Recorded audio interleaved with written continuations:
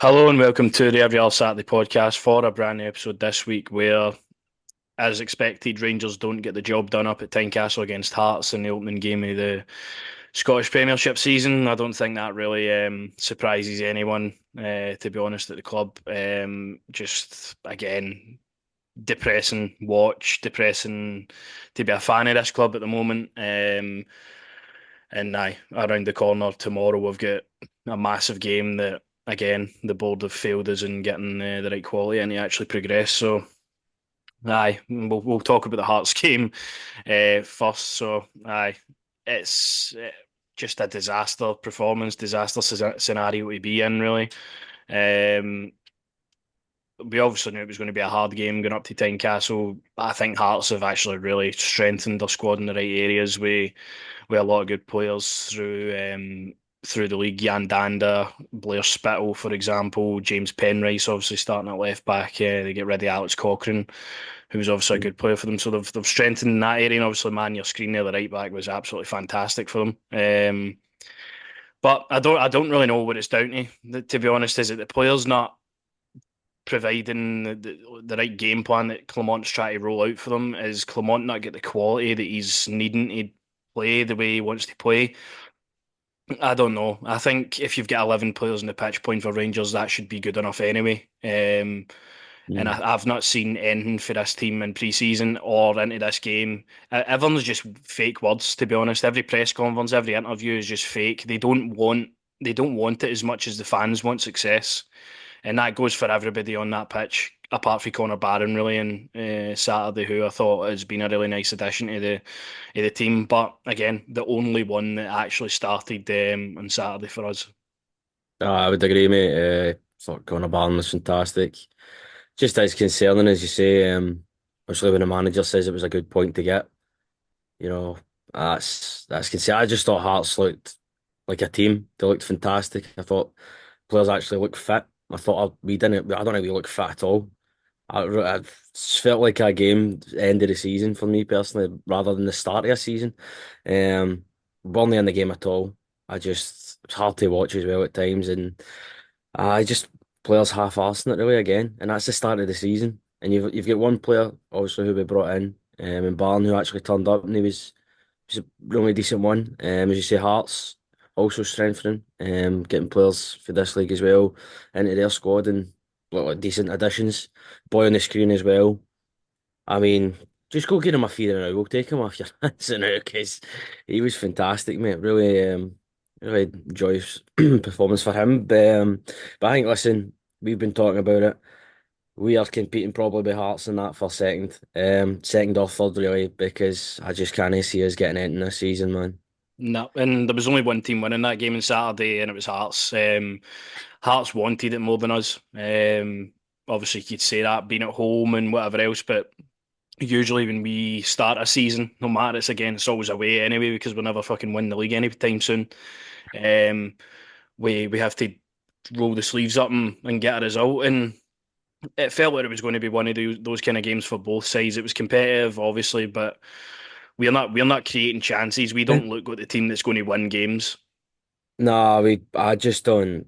There's nothing positive to say about this team at all, really. I mean, Tavernier's fully committed, and then he puts in a performance like that. If that's him being fully committed, like that's Well, scary for to think instance, about. on Tavernier when I think it was in injury time, I don't even know what he's trying to do, but he gives the ball away and he just throws up can he be asked kind of motive that mind Lundstrom and that St Aye, Johnston game and they went up and scored. score. Exactly that coming for your captain for me is enough to say that the whole team just don't have it. I think it just is. Also, you said there at the start as well. I think it's a bit of both. Obviously, the manager doesn't have maybe the players he wants in so far, but it's also, I think, his game plan as well at times as well. I'm yet to really be impressed by what we're doing, but I don't even know what we're doing half the time is still. No, we I play just like a thought, Sunday league team. That's what we do. yeah, again, as I say, I just thought Hearts looked like a team. They look fitter. They look actually absolutely up for the game, obviously, as you say, at home. And we just looked like we were still on the beach. No, pretty much. And then looking at the team that started the game, I think we could all, again, there's not many options to pick for. Again, start of a season, and you've got no options in a team is just absolutely laughable again. But going through the side, Butland, I thought if he's not there, we're getting beat. A couple of really good saves and commanding his box really well at corners and set pieces. I thought he done his job well. On to the captain, James Tavernier. I think a lot of people expected him not to be here for this first game, but nothing's happened on that front. I was willing to just right. It's a new season. There's a new. Absolutely. Absolutely. He's the leader in this team. That Lundstrom and Goldson and all that have left. He's the one there now that has to inspire all of these players. I know Tavernier inspiring players is a bit of a hard thing Aye. to do, but he's the guy left for the previous leadership group that has to take all of these players under his wing, and he has to make them better. He has to make them believe that we are doing the right things. And obviously, a captain can only do so much. But again, I just seen the same performance for James Tavernier. Uh, Basically, all of the second half of last season, he looked weak. He looked defensively frail. He looked really, really poor going forward. Crosses into the box weren't meeting a man. He still can't take a corner. Um, that's probably a bit it in a nutshell. Tavernier's just he was awful. I was that mate. I don't really want to. No words. As you say, mate, you know what it was is everyone was on board right start new season. As much as there's still players here that we're not really fans of, let's just get behind the team.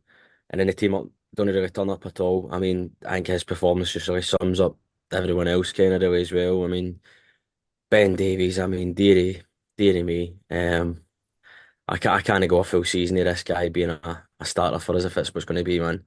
I'm out the window straight away.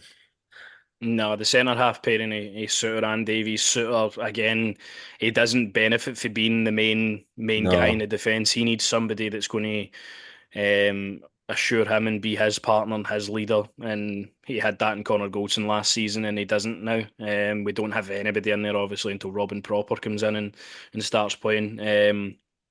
But Suter again looked weak. He's fine with the ball, like Ben Davies, fine with the ball. We can pass it about for days, but we don't actually do anything with it. Crossfield passes just getting out the pitch over hit. And the defensive side of the game, which obviously the most important for these two, was just so poor. So many times Hearts were in, and they couldn't really do much about it. Obviously, a couple of decent blocks and stuff, but Ben Davies getting subbed off, for instance, in the 60th minute when it's 0-0 in the opening game of the season, when you've got a 36-year-old centre half on the bench coming on, is says it all for Ben Davies. Ben Davies is never going to be good enough to play at Rangers. He's not even good enough to be the fourth choice centre half at Rangers. Ben Davies is probably pound for pound one of the worst signings we've ever made. 4.5 million was sanctioned for that guy on probably heavy wages as well. He's going to sit in the stands and collect those wages if we can't get rid of him and get another proper defender in because he is garbage. He is. I nah, mean, it's look awful, mate. look at him in the duels on Saturday. He's just getting pushed to the ground off nobody. Like, I know it's. I just can't go if this guy's for a full season out with this guy, man. As you say, Suter does obviously benefit for having like a leader behind him, somebody with a bit more experience. I mean, just sort of defensively all round, even on Yilmaz as well. I thought Yilmaz was alright going forward, but defensively, I thought we were just gettable. I just thought you could easily get us. again, the only Um, person in this defence I'll hold a little bit of like credit for is Yilmaz because Yilmaz is next to Ben Davies and having to cover him. Davies, That's I that's just what I'll no, I say. thought he was. I thought Yilmaz was really good going forward. It was just obviously. Going back, having a bit of help with Davies as well, as you say. But nah, man, it's depressing times, mate, with that back line. Nah, depressing. And then you look at the midfield, obviously Diomande, who's impressed since he's been here, had one of his poorer games. I don't think it was like diabolically poor, but if you're expecting anybody to actually do something in this team, it's Diomande. And I feel like we're just putting a immense amount of pressure on him already to be the only guy in this team that can actually do something and be a competent footballer. He had a poor game. But Connor Barron is a guy who's came in and he knows exactly what this is about here. He knows exactly what his role in the team is. He was unlucky with a chance he had in the first half, but he's a guy that I'm looking forward to seeing in this Rangers team. I think he needs obviously a bit of help with a couple other people to come in and push him on. You don't want him getting comfortable in the position, obviously with the age he is, but I think I thought he had a really good game and it was easy to pick him out as the man of the match, to be honest. No, I was. just a bit of effort and a commitment. But as I say, one of the only ones that turned up. Diomande obviously wasn't his best game, but I think there was more concerning performances than Diomande for me. I just am for obviously getting into it, but they two will be so key, I think, for the season. Um, No. but aye, as I say, Connor Barron had a fantastic game, man. I know the two of them will be. They're obviously had a good partnership already in the early stages. You just hope again there's another couple coming in to help them in those Aye. areas. Because I mean, could you imagine Diomande gets injured? We've got nobody to play in midfield. So that's the situation we're in. Scott Wright is starting games of football for Rangers again. Like really, the only guy that can never go away, no matter how often we see he's so bad and managers don't even pick him for the bench half the time. He's still starting games of football for us, and it's just embarrassing. He just rip up his contract. He's garbage. This is where we're at now. Again, Cherny obviously come on and very early stage. He's going for the game. He had a couple of decent touches, but you could tell he was maybe a bit nervous with the game that he was coming into. I think if you look at again, if he gets injured, Scott Wright's your option. So again, just garbage. Oscar Cortez, really unfortunate to go off injured again. We'll hear the day for Clermont to see the extent of that. I thought again, if you're going to create it, and it's going to be in the left hand side. Thought if it's Yilmaz crossing in or if it's Cortez, obviously using his trickery to get by players. He'd done it quite a few times. I thought he could have created something for us, but he obviously went off injured, which is unfortunate. Not again setting the world on fire, but you can see that he's got something that will be valuable to us. It's just all about kind of nurturing that and hoping he gets better and fitter as time goes on. Yeah, absolutely. I thought, as I said to you, I thought he looked just a wee bit overweight. I don't know about yourself. I thought the whole team wasn't fit at all, really. I just think we energy levels, whatever, we didn't have it. But no, he's a positive one, as I say. He's somebody that with the first couple of games we've seen him in when he came in at first, like he excited you. And I think, as I say, because of me, obviously injury, the now it's obviously concerning. I mean, there's literally nobody to play. We're gonna have to be having to play the kids soon. That's honestly where we are, I feel. Um, but no, he's one obviously, as I say, I just can't believe Scott Wright's still starting for us. That's wait, why is he still here? You know what I mean? Again, Um, how can we not get rid of the guy? I don't know. I mean, who is it? Preston are supposed to be coming in for him, taking a bid or whatever. Please, we need the money. But I think the main thing for me is Dessers. I mean, Jesus Christ, you try and you say, you know what, fair play. You put the work in. You done hang me last season. Whatever you, this guy can't be the main centre forward for us. And then you look at Hearts and Shankland almost obviously getting the goal. I thought Shankland had a decent game as well. But I can't. A full season of this man is. I wonder what we did in our previous life to deserve this half the time. You know what I mean? Because It's Jesus Christ, it's just when you look at Cyriel Desser's play compared to Lon Shankland, they're both kind of similar in terms of they're bigger strikers and more physical than they have pace. Cyriel Dessers doesn't have an ounce of physicality in his body. He muscle MD off the ball. Um, Shankland obviously gave us a tough time up there. I don't think Dessers really gives any defences a tough time. I mean, again, he could have scored a hat trick in Saturday. The first one, he takes it so well. I don't know what he's trying to do with the finish. You could easily just slot that in, just hit it. Don't even put any height on it. You're too close to the goal to get a chip for there. The second one, he has, I think it was a good pick out for Yilmaz. He takes it well straight at the goalkeeper. And then the third one, another great cross in. He headers it off the bar and post somehow. I know there was a flick for Kai Rolls there, but again, three big chances falling to your centre forward in the opening game of the season. He can't take any of them. That's where we are with Cyriel Dessers. Cyriel Dessers was probably again if he's here beyond September the first when the window shuts, and then if he sees out the full season with Rangers, he'll still score about 20 odd goals. But the chances he misses are just so poor. Um, I'm looking to hopefully integrate Danilo back into this side as a starter again. Give him some minutes. Again, we're going for the game and he's not even on the pitch. I think's criminal, criminal. a bit of a Especially to poor say we decision. obviously the boy we brought on as well, the new signing. Like you hear about their partnership, maybe you give the two of them minutes, let them play. Let's see what the two of them could maybe do together. Because it's better than what we're watching here. I don't know what to say really anymore with this team, man. It's just heartbreaking. It really is. I can't find the words to describe it half the time. I really can't. I wonder what we're doing. What is what's going on? But by the way, just so we all know, the man that runs the club is a Rangers fan, and he's got Rangers fans' um, best intentions at heart. I just don't know Well, what to say half the time anymore, man. it's just the same. It's not even the same circus. It's getting worse actually by the season. How bad this is getting. The team on the pitch isn't warranting the money that the fans are paying and the time that they're paying out to actually go and support Rangers. You've got your chairman coming out. We obviously desperately needed to hear from him coming out and spouting an absolute pile of crap about finances and about trading models and about not about the actual issues at the club and sanctioning player sales for I've, Michael Beale to just financially ruin us last season. The sacking of but managers, no, that's honestly, like that's the problem, though. With the interviews that like Rangers are only going to actually ask they kind of questions. That's where it needs someone who isn't afraid to say to the guy, look, listen, it's been majority of failure as your run as a at the head of the board here. You know what I mean? I can't. Half the time I come on here, I just don't know what to say anymore, man, because it's just depressing.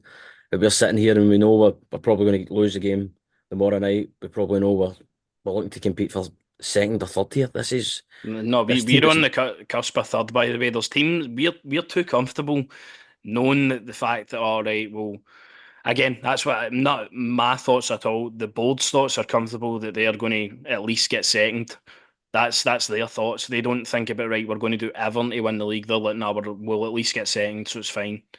There's so much wrong at the club, and it's not going to be able to be changed in the short term. It's going to be a thing that is going to be going on for what this time next year. You're maybe seeing signs of improvement, or you would hope within a year, because we're immediately 2 points behind Celtic in the first game. We're already playing catch up. We're already not giving ourselves even a chance to win the league this season. Celtic scored 4 goals. We can't even score a goal. Where are the goals coming from in this team? They're coming from nowhere. There is none. nobody good enough in this squad to be able to create and score us goals. Um, and Clement desperately needs quality in, and time's ticking. We knew start as soon as last season finished disastrously. We knew right, we have to get it right, and we have to get everyone ready for the Champions League qualifiers. We knew when we were going to be playing in them. We now set out 24 hours for that game and look at the mess we're in with the team we've got. The board again, look at the amount of money you're going to be gaining for that could like change the whole dynamic of the player that you can bring to the club. The board don't give a fuck. The board just want to Nah, they sit don't there know. and not even try. They can say they've brung in 8 players in that, but one of them started in Saturday. That is where you're at. Players apparently at Rangers need to get up to speed and know what it's about before they actually start a game of football. I'm done with that whole ideology. I actually hate it. Just speechless most of the time. I just don't know what to say anymore, man. It's hard to watch, man. And as you say, this is supposed to be the start of a season. We're supposed to be up for it. We're supposed to be ready to go. And I think majorities already are just done. You know what I mean? See, the season is done. Oh, well, As far as I'm concerned, Celtic have already won the league. well, you know, you never know, but I mean, that's the hope you try and hang me in your heart. But looking at it, probably aye. But I just think to myself that, as we say all the time, the board knew what they had to do. You know what I mean? And as I say, there's still plenty of time for with the window and what have you. But But it's you're not hard to really watch, seeing man. anything like No, you're happening. not. Like, look at the game finished on Saturday. There should be like transfer deals should be. I'm not saying they aren't happening because Rangers, when they do transfer dealings, a lot of the rumours don't actually get out to the public, which again is annoying as a podcast and people want to get excited and think about what we're actually doing and report on these things. Like, hopefully, we are doing business behind closed doors, but you would think, right, the deadline to get players into this squad for the Mora is 11 o'clock tonight.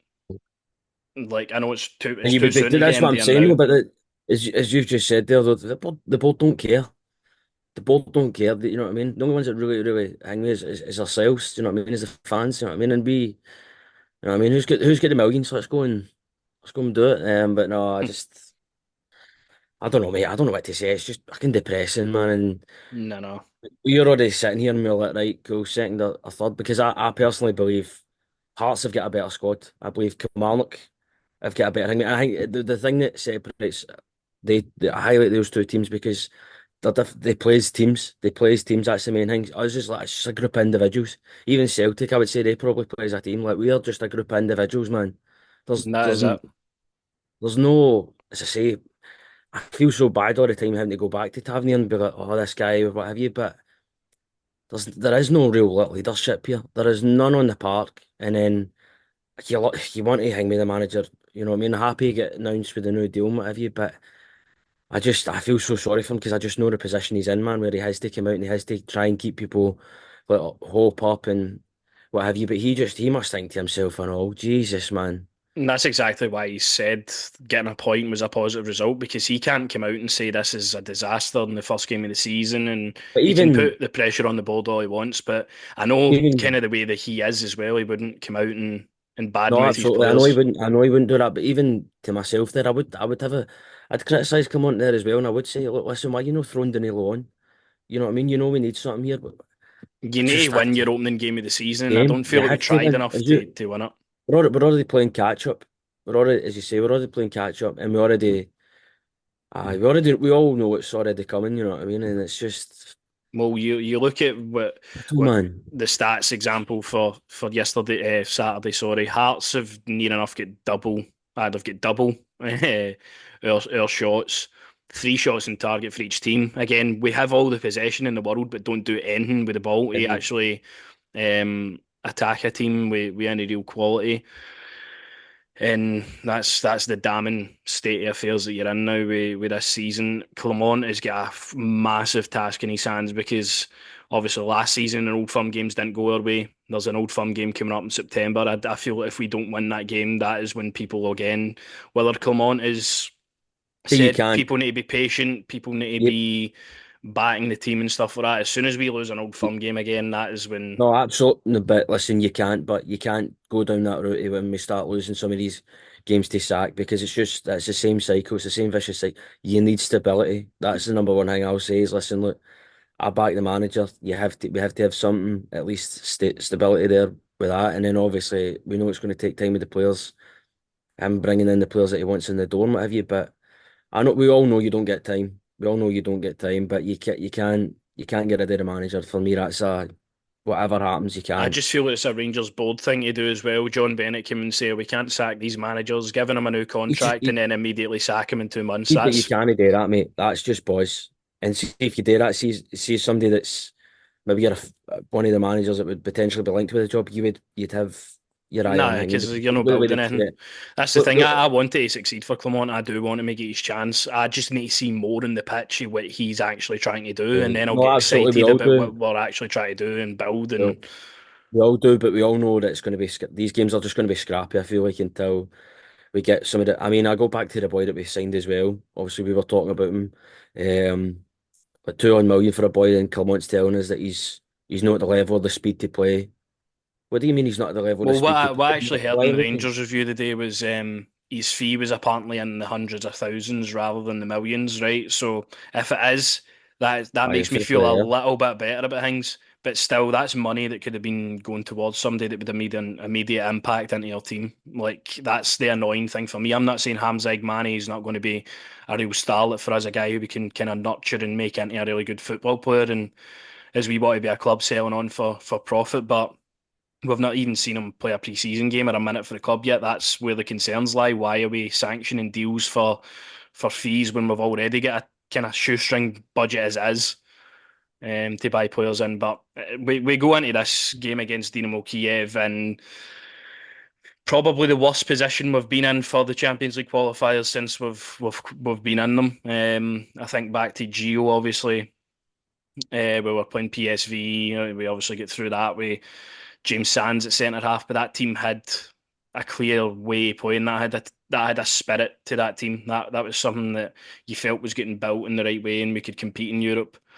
You look at last year's Servette, we obviously get the job done at Ibrox, but went away and just looked a complete shadow of the team that we thought we were. And then PSV again competed at Ibrox, but were just picked apart and humiliated away from home. So I would say going into this game, we are the in the worst position we've been in at this point, probably for the last couple of years. There just seems to be even no sign of quality coming in the door, but also no quality in the pitch.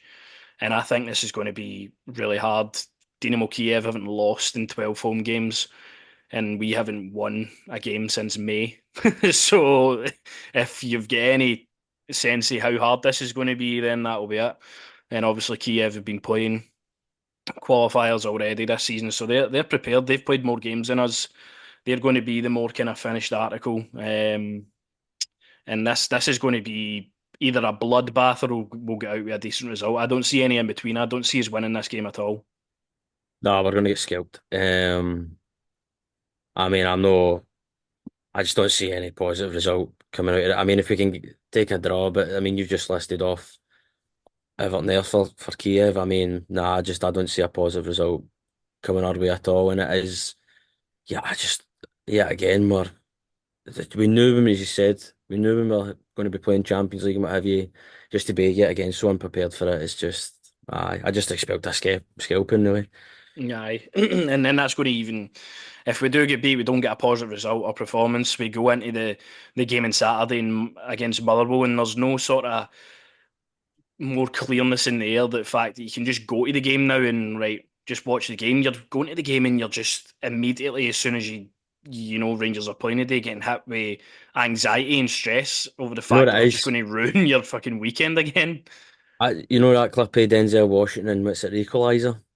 Is it Equalizer or the Flight Hang Me, whatever movie it is, where he's just chugging. That's me every time before we play. I'm not kidding you on. Mm. This is just, I just can't, man. And you know what it is? I don't even think this team's a European team at all. I don't think there's No, that's anything what in I'm this saying. I team don't that, think this team is equipped. even if we go into Europa League, I think we'll probably fall into your conference or we'll go out. I'd rather be just Well, that's the go thing. out. I don't think you can even fall into the, And you the know, leagues well, anymore. It's just you thank play God. more games in the actual competition, and then it's a league table. So if you don't finish within the certain Um, playoff rounds or that you go through directly, you just get It's knocked just, out. mate, it's supposed to be a start of the season. You're supposed to feel that, as I say, that optimism.